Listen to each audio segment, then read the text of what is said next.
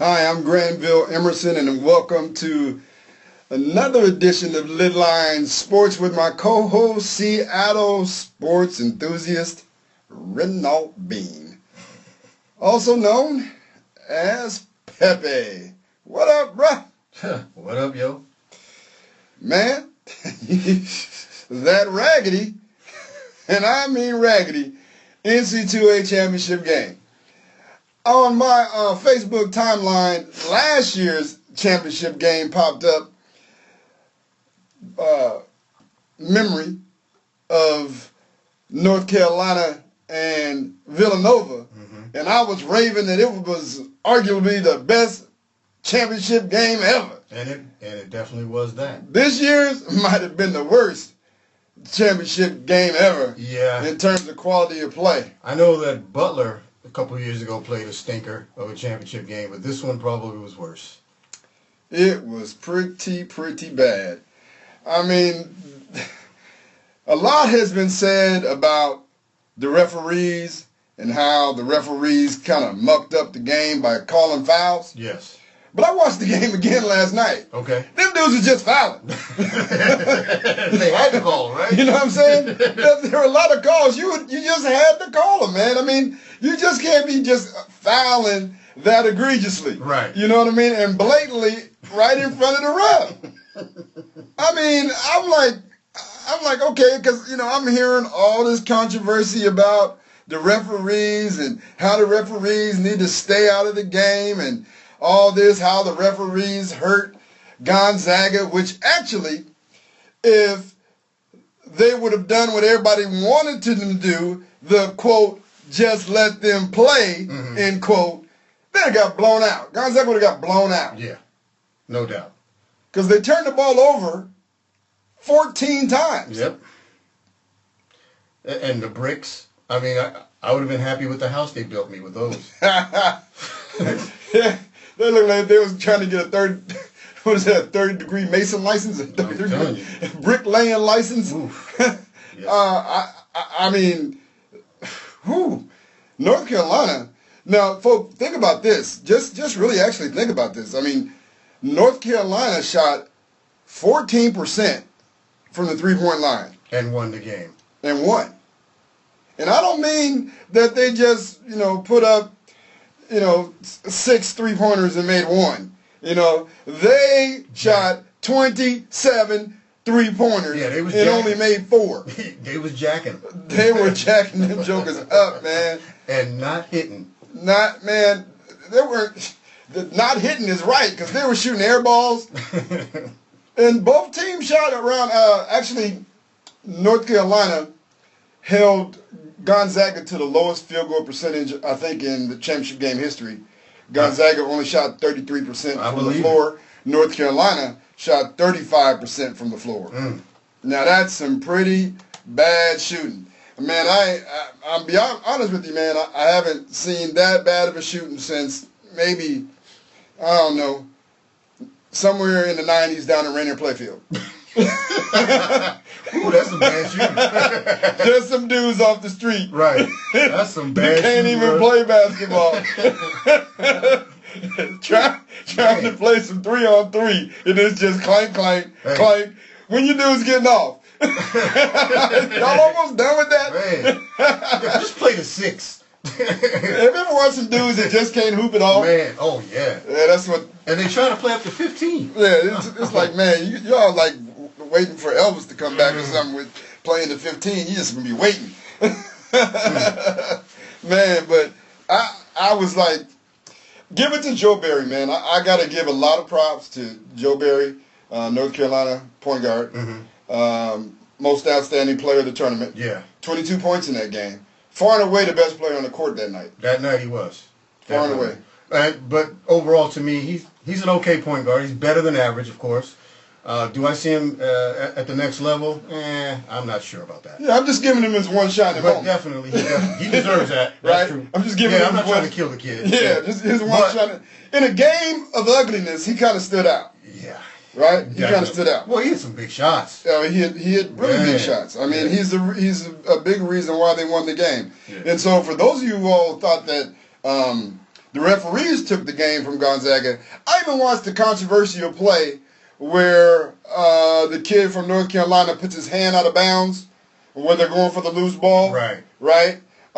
And the referees do not call him out of bounds. He doesn't even have the ball at that point. The ball is in between his legs. Nobody's touching it. Right? Then, none of the announcers who actually saw the replay, they didn't say anything about it. So why are you guys all over the referee about not making that call?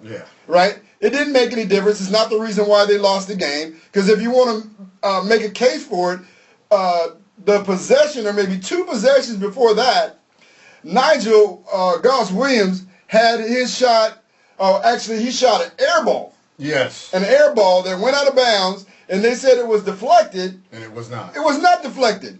And then they hit 3 off of that after they inbound the ball.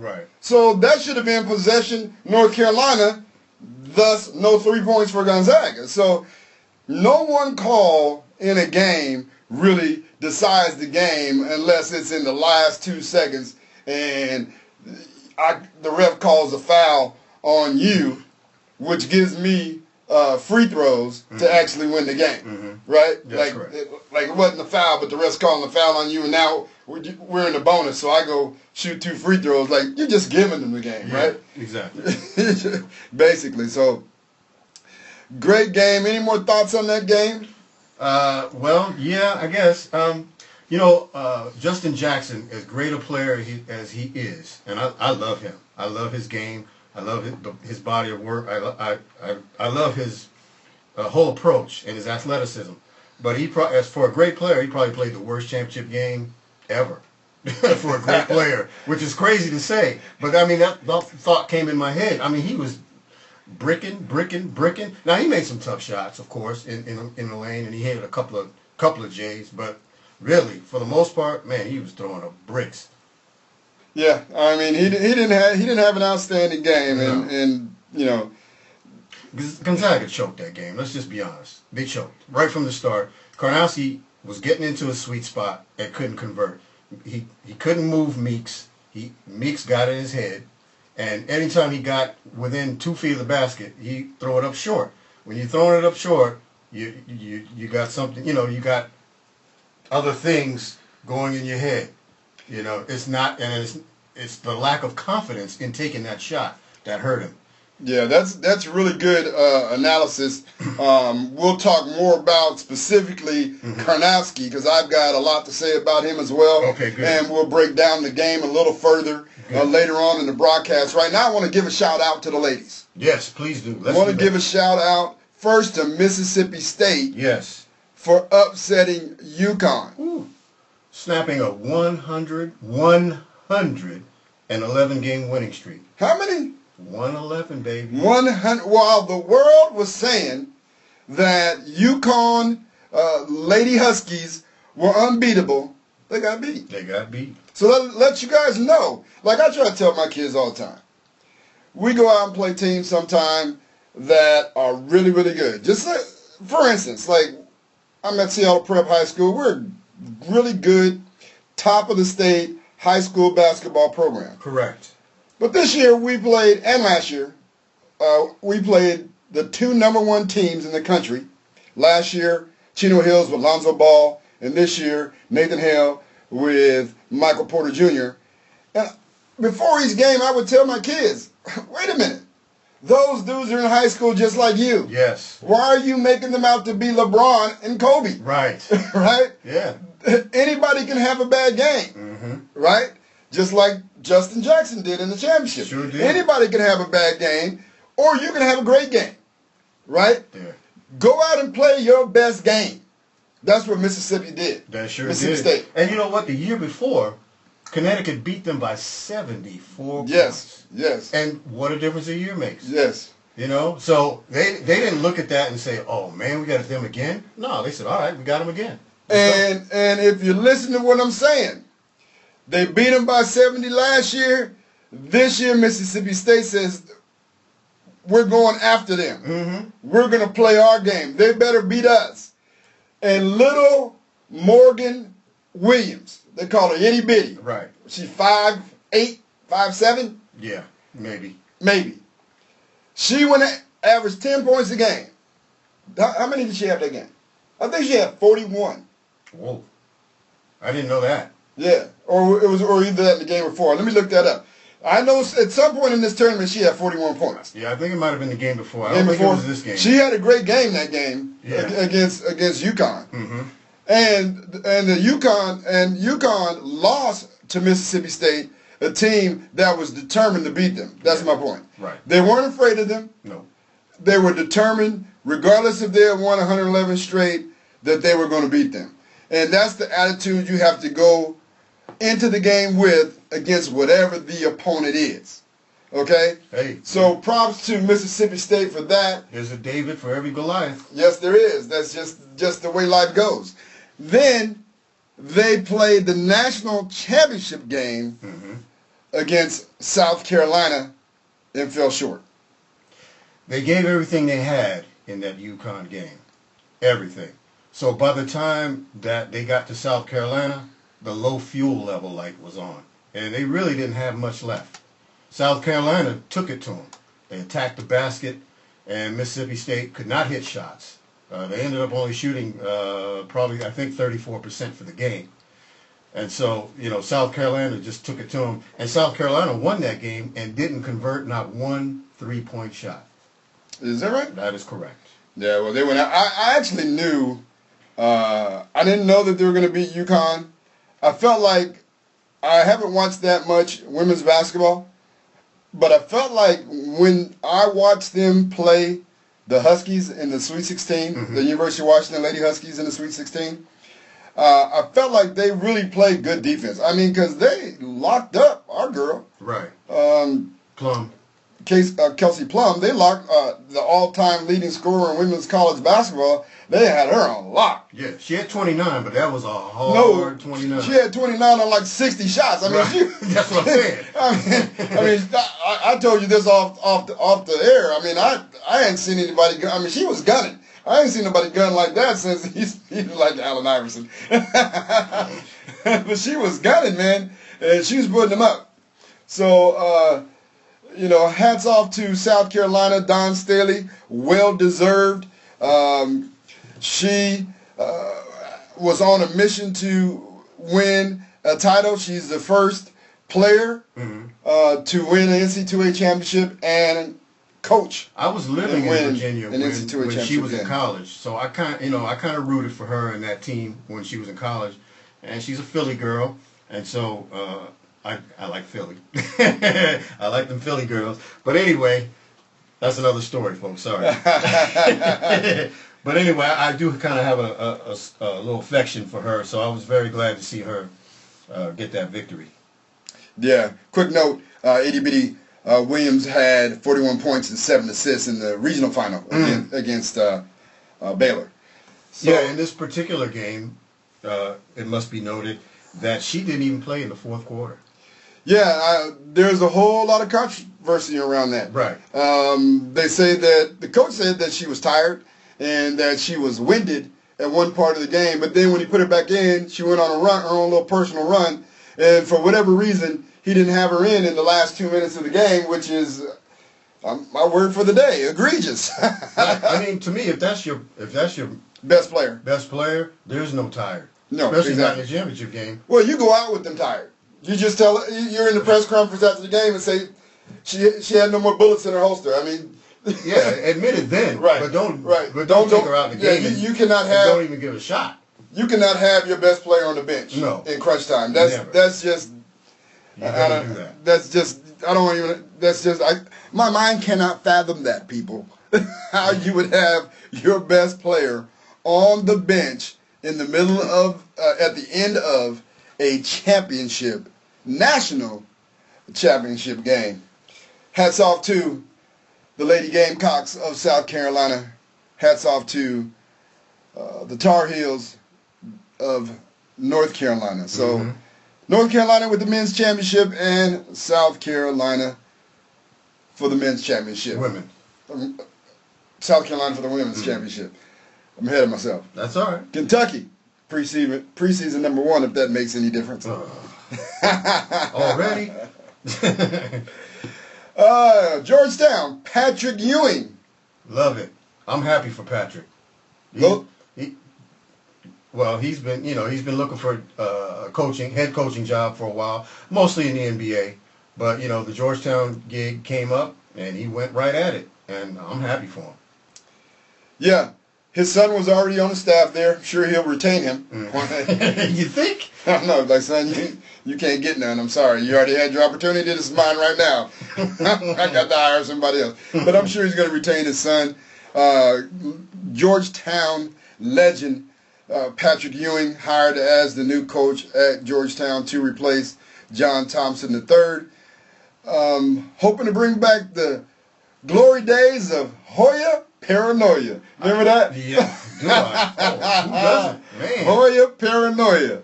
Back when everybody was wearing Georgetown paraphernalia. Oh, everything. Everybody was wearing Georgetown was Black America's team. Man, their warm-ups was jean, hip hop jean. Man, if you went down with Georgetown, you either had to go to Syracuse or Rutgers or some other team in the big school. But those Syracuse, Georgetown, St. John, Georgetown, those Big East battles were crazy. Epic. Crazy good. Epic. And I was back there for those. I don't know if you saw the 30 for 30 on the Big East.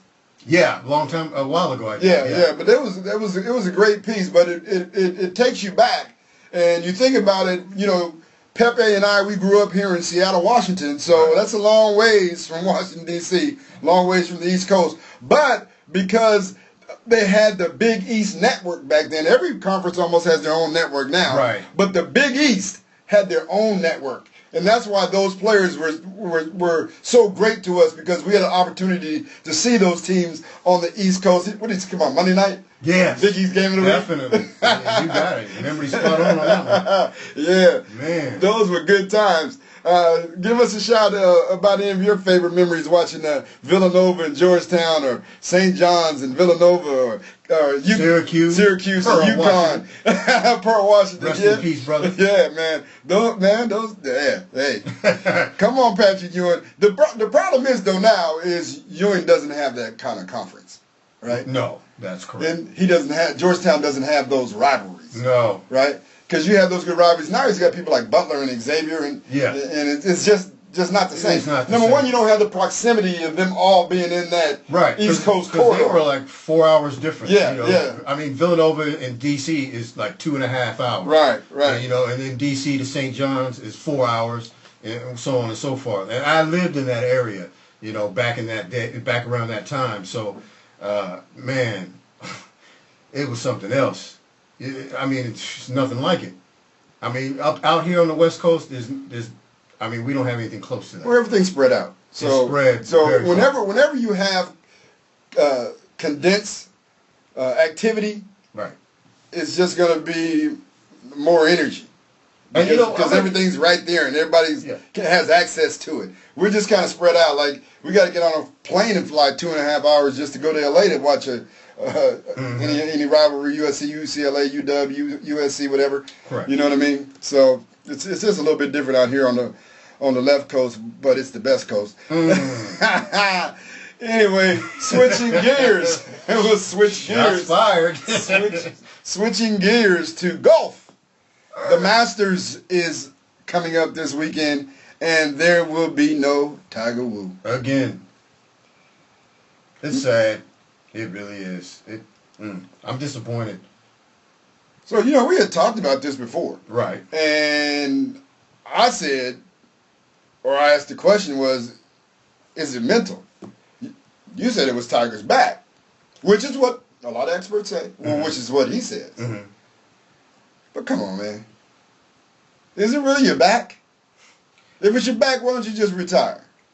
If it's your back, then why don't you just let your back heal and then come back when your back is ready? I thought he did.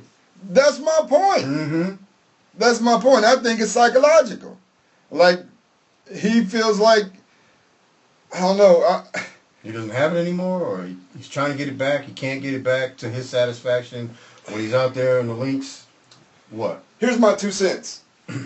Right, wrong, or indifferent. It's just my 2 cents.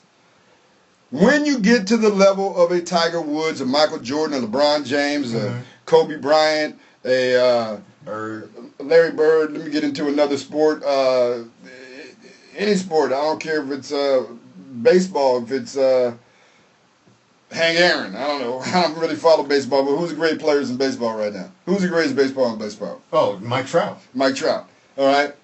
Whoever, once you get to that level, I guarantee you, if something happens to Mike Trout, right, where he has a season where he's hitting 280, 270, which is the average hitter, Right. his confidence is shot. Because one thing you have going when you're an elite player is the confidence in your talent. Absolutely. All right? And once the confidence in your talent is shaken, your game is shaken. To the core. Right? Yes. And I think that's what's wrong with Tiger. That sounds plausible. He hasn't won a major, I don't know. Last time he won a major, I think, Dean Smith might have been the coach of North Carolina. I don't know. It ain't been that long. But so I just think his confidence is shaken. I just think he needs to rest. And, you know, what he's done is he keeps trying to come back for majors. Go play in something to get your confidence back. Yeah. You know what I mean? I agree with that. Just a regular tournament, get your confidence back. And I think that might be his ego in the way, though. Yeah, you know what I mean? yeah. Like, I'm just practicing to get back to a major. And then he don't make the cut. And that destroys his confidence, Mm-hmm. right? When you don't make the cut, like when Tiger was golfing, like he can golf and only he can golf, there was no question about him making the cut. Yeah, he can make the cut in his sleep. If Tiger did not make the cut, the whole world would have stopped back then. You're like, what? Right? But he hasn't made the cut in the last few tournaments that he's been in, Right. and so he needs to get in the tournament where he first can make the cut and finish the tournament, Right. and then keep moving on from there. This past Sunday, opening day of the Major League Baseball season. Ready for some baseball? I am. I am a baseball fan. I am not. Much more than you are. I'm not.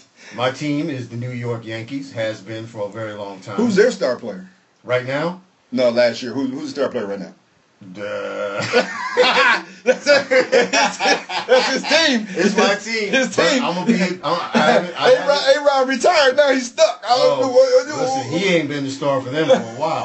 Listen, don't get that twisted. No Derek Jeter. No A-Rod. They got a new cat. I can't remember his name to save my life right now. I'm under pressure. He's gonna do some research on I'm that. like the Zag. I'm choking under pressure right now. He's gonna do some research on that to get back to you about who they're. Maybe not, because they're kind of mediocre. Do you even know when they're coming to town? Yeah, I do. They're playing They're coming in August. Yeah, you could have, you know. They always come in August. So No, they came in late July last year. Did they? Okay. Well, I know it's like them and the Red Sox always come in late July, August. So, yeah. So they'll get that sweep at Safeco. I'm not worried. Got to give a shout out to San Francisco Giants pitcher. Madison Bumgarner. I thought it was a chick, Madison. Madison Bumgarner. Bumgarner. He ain't no bum, though. He's a pitcher. No. The rest of those dudes on the San Francisco Giants staff, there are some bums. Because Madison Bumgarner helped his own cause, hit 2 home runs in the game. A pitcher. Hit 2 home runs while he was on the mound. Came down off the mound, hit 2 home runs. And so that's how it's done, fellas. Let's go. Then the relievers came in the game and gave no relief. They blew 2 save opportunities in the game. Were they ex-Mariners? It might have been. And the Giants lost 6-5. The Mariners, on the other hand, 2 games into the season, are winless. 0-2. The 0-2 pitch. Swung on and missed. And have given up 4 solo home runs in 2 games. Yeah, the Astros had 2 hits yesterday. Both of them home runs. The Mariners, they're the same. Listen, they're the same old Mariners. I don't care who the manager is, who they bring in and out, the lineup players. They get Segura from Arizona. He's going to be the leadoff guy. We got speed. at the bottom of the lineup, blah, blah, blah, and they can't convert bases loaded with less than 2 out, no runs. You got a man on third, less than 2 out, got Cruz up, and he doesn't convert. I mean, come on. I don't care that it's the first 2 games of the season, but the Astros have owned them since they came into the American League in 2013. Houston Astros are the favorite to win the World Series, and one of the favorites. And Nelson Cruz is a bad boy. He's going to get some hits. 2 down, 160 more to go. Yeah. I've heard that before. In that long baseball season. Before, it's the same old blah, blah, we will blah. return to this debate later. Right now, I'm not gonna lie to you. I am bitter on the Mariners. Ever since 2001, you win 116 games. Only 2 teams have done that, and that'd be the Seattle Mariners and the Chicago Cubs back in the day. And you don't even make it to the World Series. That's pathetic. That's how it goes sometimes, ladies and gentlemen. Oh, man. Is that out? That's it? That's it. I have no stake in the Mariners. All I want to do is go to Safeco Field on a nice, warm summer night and have something to eat while I'm watching the baseball game. They do have good food. I love going to baseball games at night. Day games, I'm falling asleep. That's just how it goes, too. Anyway, the big debate. Russell Westbrook last night tied Oscar Robertson's triple-double record of 41 for a season. Kudos. And he is averaging a double-double for the season thus far. Triple-double, you mean? He's averaging a double-double. Oh, okay. I thought he was, so he's had 41. He's had 41 triple-doubles. To tie Oscar, but he's not averaging a triple-double. He's not averaging a triple-double. Okay. No. He's averaging a double-double. I'm averaging, I don't know, double bag of fries a week. That's probably what I'm averaging. I've been killing them fries lately, man. Oh my God, I gotta get off them French fries, man. I've been off fries for a while. Man, I got so tired of them. I got off the shake though. Fries don't go with that shake no more for me, but I got them French fries, man. I'm addicted. So whose fries though? I'm curious. Man, I'm eating anybody's fries, man. What? I don't know, man. I'm trying to tell you. Only fries I don't like on the planet so far is In-N-Out. In-N-Out fries taste like paper. Whack. They taste like you eating paper. They're whack. I will agree with that. In-N-Out, no sir. Somebody give me some fries. I'm like, it's all right. I'll starve. Your MVP candidate for the NBA? Man, you know, is it really an MVP or MOP? Which is it? Because, I mean, I can't.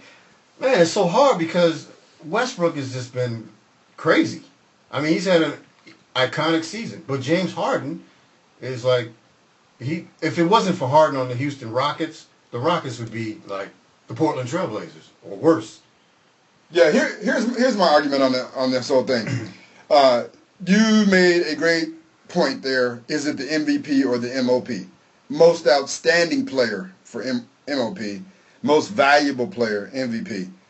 So people are all over the map nowadays. So if you're talking the greatest player in the league, they bring up Michael Jordan, 6 rings, da-da-da-da-da-da. Then when you bring up Bill Russell, got 11 rings. So it really ain't the rings. So is it really about championships? Is it about wins? Is it about productivity? What is it really about? What is it? Right? Yeah. What is it really about? So as far as this award goes, if it's the most outstanding player, yes, it's all day Westbrook, no contention. Right. He is the undisputed most outstanding player in the NBA 2016-17 season. No argument from me. Most valuable player has to be, if you look at his productivity for the team, look at his value to the team, look at his win-loss percentage once he was moved to a different position. So you have to take all this into account. Absolutely. Right? And has excelled. He's playing a position for the first time. His coach says, Mike D'Antoni says that he moved James Harden to the point guard.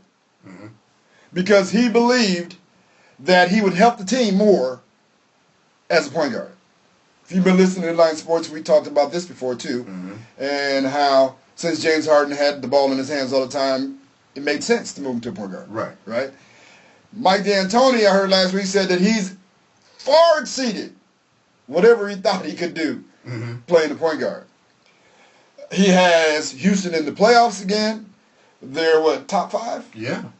Top 5 team in the West right now. I think they might be top 3 behind San Antonio and Golden State. That's it. Yeah.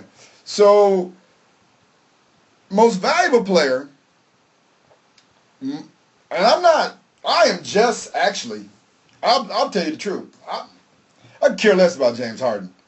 But last week, he touched my heart. What? Yes! Oh, man. Did you hear what he said? No, I did not. He said, unless I am injured, I'm playing. I ain't sitting out. I like that. James Harden, you got my heart on that one, bruh. Yeah, I like that a lot. Yeah, he said, I don't believe in that sitting out. Man, I'm with that. Sitting out for what? Rest? I rest when I'm done. When the season's over. That's what he said. You got plenty of time to rest. Hey, James Harden, you the real MVP. They're going to give it to Westbrook. Yeah. James Harden, you are the real MVP. You got my vote. What's up with the slumping Cavs, man? They're not even in first place now. No. Are they? Got me stumbling. They're stumbling. I'm stumbling. Everybody's stumbling. Everybody do the stumble. Well, you know, with these in and out acquisitions, are they having trouble finding out who they are, what they are, or you know, fitting in? You know, tonight or the Wednesday night would be the tonight they play the Celtics. Right. It's a big test with Boston and Cleveland hooking up tonight. I like the Celtics, and I can't believe that I'm saying this in my lifetime, that I actually like the Boston Celtics. Now, am I going to say that it's because of Isaiah Thomas being a homegrown product? Yeah, that's got probably a lot to do with it. But if you look at the makeup of the Celtics, what's not to like? I mean, from the coach on down. Seriously.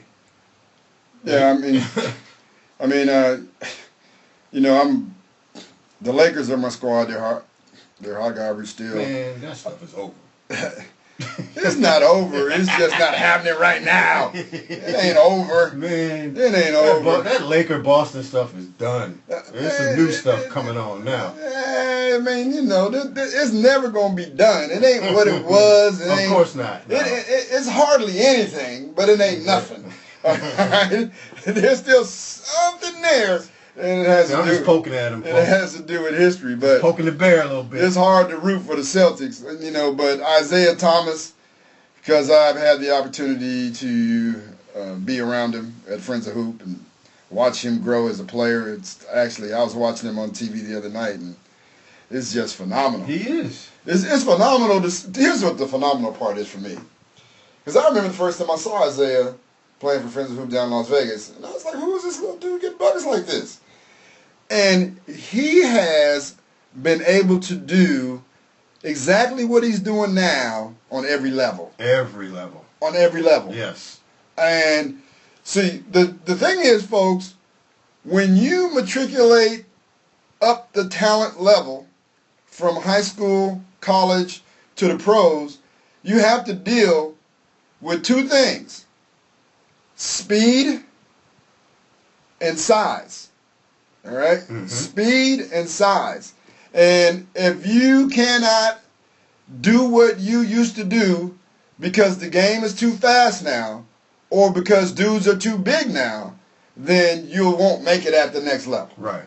Okay? Isaiah has been able to deal with both of those effectively at every level. It amazes me how he goes to the hoop on big dudes and scores. Yes. He's 5'8". Yeah. But he goes in there like he's fearless, for one thing. I got to give it to him, and man. Nothing, you know, it seems funny because nothing changes from one level to the next for him. It's the same. I mean, he's great. So he's great in high school. He was great in college. And now he's great in the pros. And he's got one thing that we always talk about that he's always had, and that's confidence. Yep. Man. You know he's got confidence. He's going around telling folks right now he's the best player in the league and can't nobody stop him. But back to the Cavs, I want to agree with you on the whole chemistry issue. They brought in so many different players. Right. They are going to have to. And here's the thing. They brought in all these dudes that they need to work into their system, whatever that is. And then they also have been resting dudes. So they haven't had any consistency or continuity to their lineups. So I hope it worked for them that we're going into the last week of the NBA season, that they start playing who they're going to play, get their rotation set. They will probably have the luxury of doing that in the playoffs and not really facing any real stiff competition till maybe the Eastern Conference Finals. Yeah. So they may have the luxury of doing that, but hey, better hope that nobody rises up and gets them either. But they have this month to get their continuity and consistency down. What, like this next week? Yeah. A week and a half, 2 weeks? Exactly. Because the playoffs begin towards the end of the month, latter stages of the month, middle of the month. Yeah. If you have any comments or questions, concerns about Lidline Sports, hit us up on Facebook. Share with us in the comments section, and also hit us up at lidlinesports@yahoo.com. Let us know who you want or believe should be MVP of the NBA for the 2016-17 season. Mm-hmm. Biggest story in football this week, Tony Romo retires and heads to the broadcast booth. Your thoughts on that?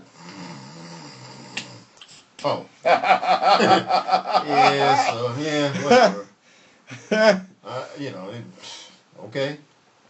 I mean, I guess he's replacing Phil Simms, I guess, they said. Yes! Yes! Hey, be careful what you wish for. Man, I couldn't stand Phil Simms, man. Phil Simms was the worst dude ever. You know what? Phil Simms didn't affect me one way or the other. You must not have been listening to the dude, because man. Probably not. Well, you know what? Oh, my God. You'd be like, Phil, what the hell are you talking about? Are you watching the game? Did you just come back from the food buffet? Well, hey, they're saying that about Aikman. Man, Aikman is great compared to Phil Simms. He's the worst. And he was the #1 dude on the CBS broadcast. Now, Tony Romo sits down in his chair. Some people are upset. Now, how does he get to the #1 spot? Now, listen, these guys got to audition. They got to do simulated games and whatnot. You don't just say, hey, we want you to come broadcast and then start work. It doesn't work that way. Well, obviously he had an audition. That's what people are missing. That's what I'm saying. Yeah, he had an audition, and after the audition, they felt like he could do it. Yeah, they said he must have blew him away. Yeah, absolutely, because they're paying him millions of dollars to go straight to the #1 spot. Fox wanted to offer him the second crew and work his way up to the #1 spot. And when CBS offered him the #1 spot, of course, just like me and you, we would have said, ain't nobody trying to be #2. Right. Right? And so he was like, hey, don't you understand this is the reason why I'm leaving the Dallas Cowboys? I ain't trying to be #2. I was #2 for half a season, or more than half a season last year. I'm not trying to be nobody's backup. No. Right? So that's why he's not playing football. People are saying, well, he's got games still left in him. I'm like, this dude has been hurt. He's had 2 back surgeries, a thumb surgery over the last few years. He's probably played 3 games in 2 years. He's 37, not 27, folks. Yeah, so come on, you got to take that into effect. I mean, Brady is 40, but not everybody's a Brady. Okay, Brady ain't been hurt. Right, that's the thing. He hasn't been hurt, and he's played at his same high level for years. At some point, it crosses your mind, like, how many times do I want to go under the knife? Yeah. You know what I mean? Right. How many times do I want to, have surgery? Like, I'm not trying to have no more surgeries. I'm done with that. So if I get $1 million for talking about football, hey. And here's the problem, though. Are people going to believe him? Because if you look at the dudes, the analysts in the NFL that are respected, most of them have Super Bowl rings. He doesn't even have but 2 playoff wins. That's a good point. If that. And so, be like, Romo, how do you know what you're talking about? He can't even get far in the playoffs and start talking about how it was when he was in the playoffs and what players are thinking about and what players are feeling. Because he ain't had that feeling. He ain't had that experience. Nope. What he can talk about is if somebody botches a field goal. He can tell you what that feel like. He can tell you what the losing team is feeling when they lose in the first round of the playoffs. He can tell you all about that. But once we get deep in the playoffs, he has no real experience. No experiential advice to give to the fans. But I'll take it. I'll give him a chance. Oh, yeah. I'm just glad that Phil Simpson's gone. I mean, that audition must have been dynamite. It must have been. But all I'm saying is I'm turning the sound down when Phil Simpson's on. This is like I'm turning music on or something. I just can't with that. Now that Tony Romo is out of the picture, the Broncos wanted him. Yes. Now they say they're going to stay pat with the QBs they have. Oh, good luck. Right. And the Texans still need a QB. Again? So you got 3 QBs out there. You got Ryan Fitzpatrick, the most overpaid, underperformed dude in the league. Next. You got your dude, Jay Cutler. Why is he my dude? I don't know. I don't know where that one came from, folks. Sounded good. Yeah. You got Colin Kaepernick. Yes. Right? Of those 3, who would you take? The Texans. Kaepernick. Kaepernick? I would. You went. Okay, so here's the thing. Let's look at the Texans' offense. The Texans' offense is a prototypical NFL drop-back pocket passing offense. You still taking Kaepernick or the gunslinger Jay Cutler? I'm taking Kaepernick. Did you not hear me? Isn't there Cologne CK? Yeah, that's what I'm taking. But I agree with you, though. I was just trying to, Yeah, nice try. Yeah, okay. I'll try. I would take Kaepernick, too, and here's the reason why. If you look at Kaepernick when he was the best, he had a good offense around him, a good running game, and a solid defense. That's what That's what the Texans have. He did lead them to playoff wins, championship, NFC took them to the Super Bowl, and took them to the Super Bowl game, which they could have won. It's not like they went in there and bombed. They lost by 3, and he played well. Yeah, that was the electrical grid failure. Let we talked about that. New Orleans. Baltimore's vaunted defense rest. Yeah. Shot fired, folks. So I would take Kaepernick too, based upon that, because he gives you more. To me, he's proven it. He's proven it can be done. He can do it. A lot of people are talking about his skills have declined and all that, but like you said on a previous show, he was hurt, and he was coming off an injury last year, a shoulder injury, which is very difficult to come back to quickly. So it takes time. All I know is this, Pep. If you put me with some bums, I'm gonna look like a bum. You are. That's just the way it goes. If you put me with some great dudes, I'm going to look great. That's just the way it is. For the most part, yes. I'm just going to look great. I mean, I'm going to look great until I do something to prove that I'm not. Right. Right? But if you put me with some great dudes, I'm going to be guilty by association. Hey, I like that. That's good. Let me write that down.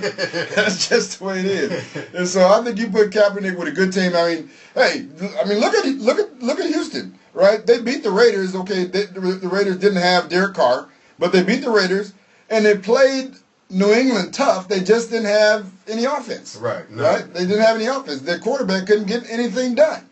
And so Kaepernick gives you what you really need in the playoffs from a quarterback, and that is escapability. Yes. Because once you get into the playoffs, your line, I don't care how good it is going to break down sometimes. Look at Brady. He got sacked 6-7 times in the Super Bowl. Yes. Right?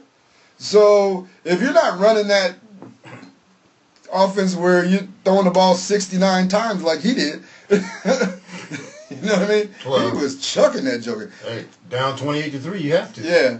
So if you're not running that, I think if I'm Bill O'Brien at Houston, I bring Kaepernick in, and I design my offense around him. I go call Jim Harbaugh, say, Jim, what does he do well? You know. Absolutely. You coached him in this league, right? You coached him all the way to the Super Bowl. What does he do well? What do we need to put in for him? And do that. Yeah. That's what I do. But ain't nobody paying me, folks. I'm just over here on Lidline Sports talking to you. That's But it ain't that difficult as people make it out to be. No. But people get in the way of their own selves, and we end up with some nonsense. Anyway, okay. Just to recap the NC2A championship game between Gonzaga and North Carolina. Bad basketball. North Carolina won despite shooting 14.9% from the three-point line. Both teams bricked it up with a very low field goal percentage. She's a House. wasn't mighty though. Well, North Carolina said although they shot 35% from the field, those bricks were a winning hand. They forced 11 turnovers and only got turned over 4 times by Gonzaga's defense. They had 8 block shots and 7 steals, which in essence was the game. Hey, but you know what? That's what North Carolina does. That's what they've been doing. They did that against Arkansas. They did that against Kentucky. They did that against Oregon. They shut folks down when they needed to shut them down. I mean, you know, Gonzaga 2 times during the game went on scoring droughts of like 4.5 minutes and like 8 minutes. How do you expect to win by doing that? And you're not going to beat North Carolina doing that. That's for sure. Yeah, the Zags out-rebounded North Carolina in that game, which is the only game of the season that North Carolina got out-rebounded. The top rebounding team in the nation. Yeah. Got out-rebounded and still won the game. Because defense wins championships. That's right. In every level. And we talked about this. I said on the broadcast last week when I picked North Carolina that they were going to win for 2 reasons. Number one, they had the revenge factor. They had the factor that they lost last year's championship game. And just like the Cleveland Cavaliers lost last year's championship game, they were going to... Year before. Yeah. Yeah. The year before. Right. Well, you understand the year they lost. Yeah, my bad. The previous year's championship game. You got to get, words matter. You got to get your English right. Not last year's, but the previous year's championship game. Just like North Carolina, both of them losing the previous year's championship game, they were both determined to win this year's championship game, and that determination showed up in both games in the second half, to start the second half of both those championship games and to end both those championship games.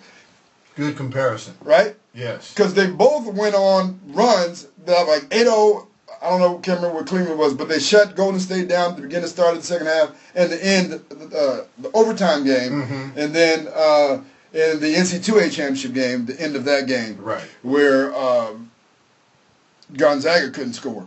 So it was interesting to me. I was telling you this off the air yesterday. I watched the game at a sports bar with a bunch of friends, and we were talking during the game. And I remember you could barely hear the audio, so you couldn't feel the intensity of the game from the volume of the audio. You know, sometimes audio you can, like, I like to listen to movies and sports loud so I can feel it. You know what I mean? But you couldn't really hear it. But just looking at the TV, you could see North Carolina turn their intensity up in the second half. And then when I looked at the stats, they held them to 30% shooting in the second half.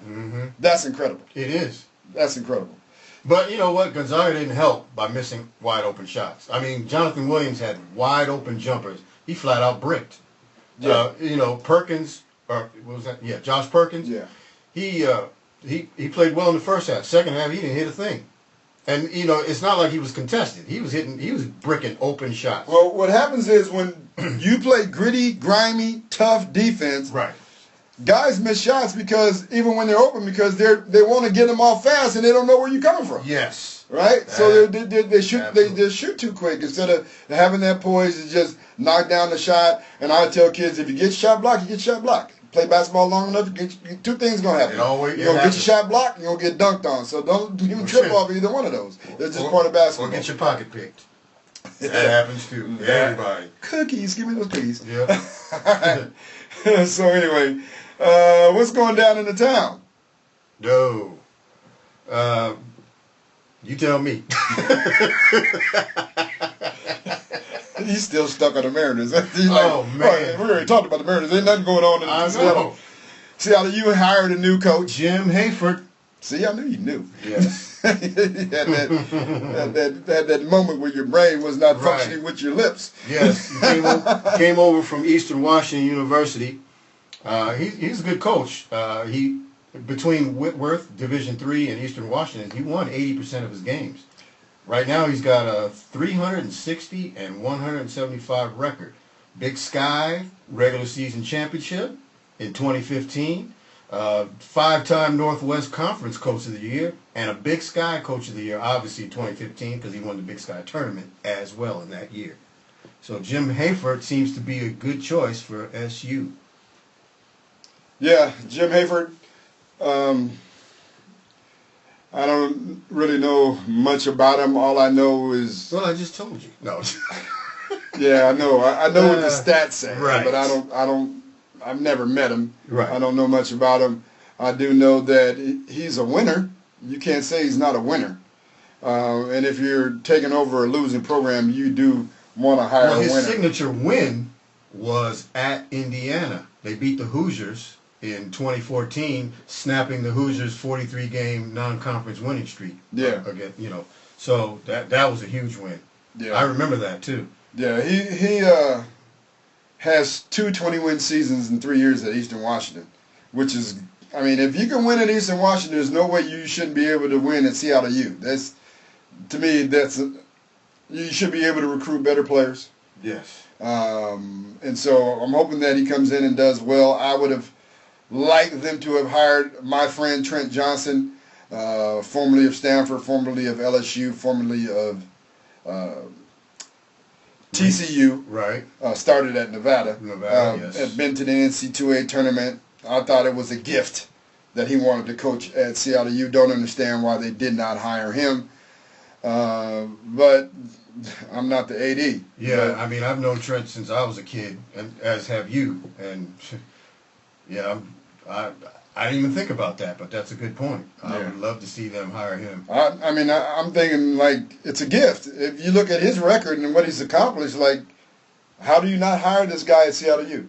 Yeah. Yeah, he wants to coach at Seattle. And he's a he Seattle wants guy. to come home and coach, right? He's a Seattle guy. Yeah, but so hoping that Hayford is the guy, hoping that he does well.